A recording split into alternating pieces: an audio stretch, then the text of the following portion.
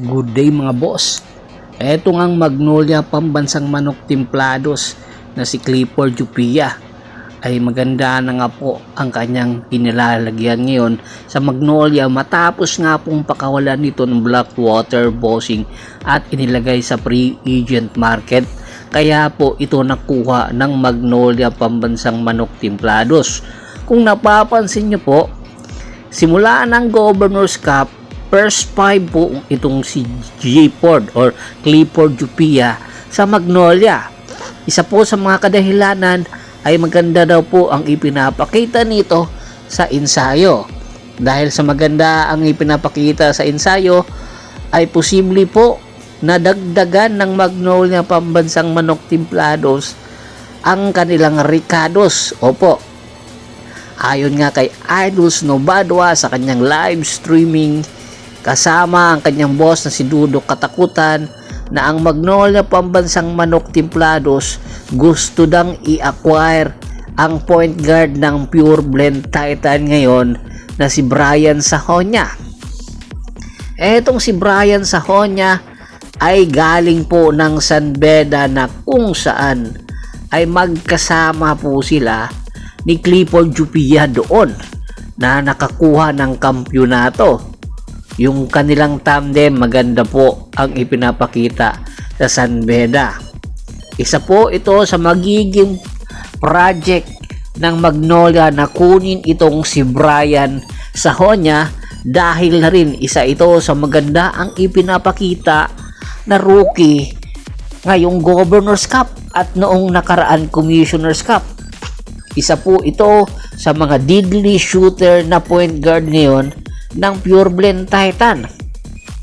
Inaalok daw ng Magnolia sa Pure Blend Titan na kunin ito kapalit ng isang player. Yung player na hindi daw po matatanggihan ng Pure Blend Titan. Kung maaalala nyo po, inamin ng Pure Blend Titan na gusto nga nila na maging katulad ang kanilang lineup sa Rain or Shine Elasto Painters na gagawa muna ng mga rookie para pahinugin. Eto na nga ba ang magiging aksyon ng Magnolia para hindi matuloy ang nasabing plano ng Titan na gumawa ng rookie at mag-build up muli. Dahil nga itong Pure Blend Titan gusto ngang kunin itong si Sahonia sa kanila at ayon sa Magnolia sa negotiation na nagaganap nga ngayon, gusto nilang ibigay itong si James Lapot kapalit nitong si Brian Sahonia. Kung mapapansin nyo po, simula nang pumasok itong si Clifford Jupia sa Magnolia ay wala na pong playing time or hindi na po na i-activate ng Magnolia pambansang manok itong si James Lapot. Opo, dahil yung pwesto po na meron itong si James Lapot ay kinuha na nga po ni Clifford Jupia. At ayon sa isang ulat ay humihingi na nga daw po ng trade request itong si James Lapot. Dahil alam niya nang hindi siya mabibigyan ng pagkakataon at may i-activate pa muli ng Magnolia, kaya gusto niyang lumipat na sa ibang kupunan, kaya ginagawa siya ngayong trade asset ng Magnolia para makakuha ng mga future picks na po pwede pong makatulong sa kanila. Kung sakali nga pong matuloy ang nasabing negotiation between Magnolia at Pure Blend Titan, ay magkakaroon po ng big man itong Titan na kung saan, kung makipapansin nyo po, wala silang legitimate big man ngayon na kanilang maaasahan aside from sa kanilang import na sa Terrell Brown. Yung si Ambukot hindi po nila nabibigyan ng pagkakataon or minuto. Tapos si Denver Omega nagkaroon pa ng injury. Kaya inaasahan na itong negotiation na ito pag-iisipan talaga ng mabuti ng Titan, or else ay susunod na hakbang nila. Kung hindi na ito tatanggapin, ang alok ng Magnolia ay tiyak sa paparating na rookie draft. Titingnan nila ang mga posibilidad kung sinong mga available na big man ang pupwede nilang sandalan at magiging future ng Titan.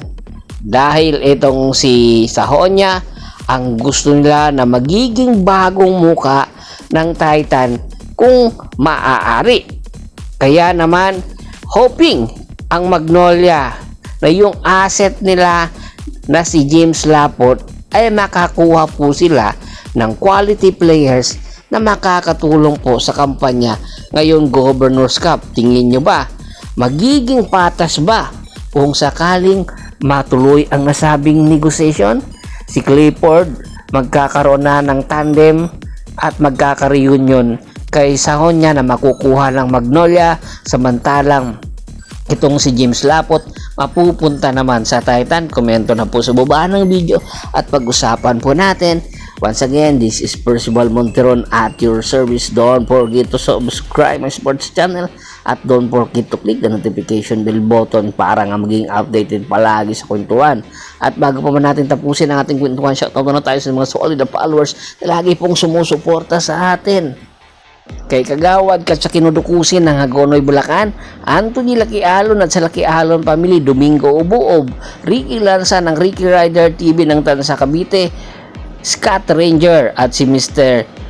Ricky Dima Giba ng Cebu City. Pakibisita rin po ng Facebook fanpage ko na Press PH3, Paul Goso at syempre yung Boss Store para po maging updated palagi kayo sa kwentuhan.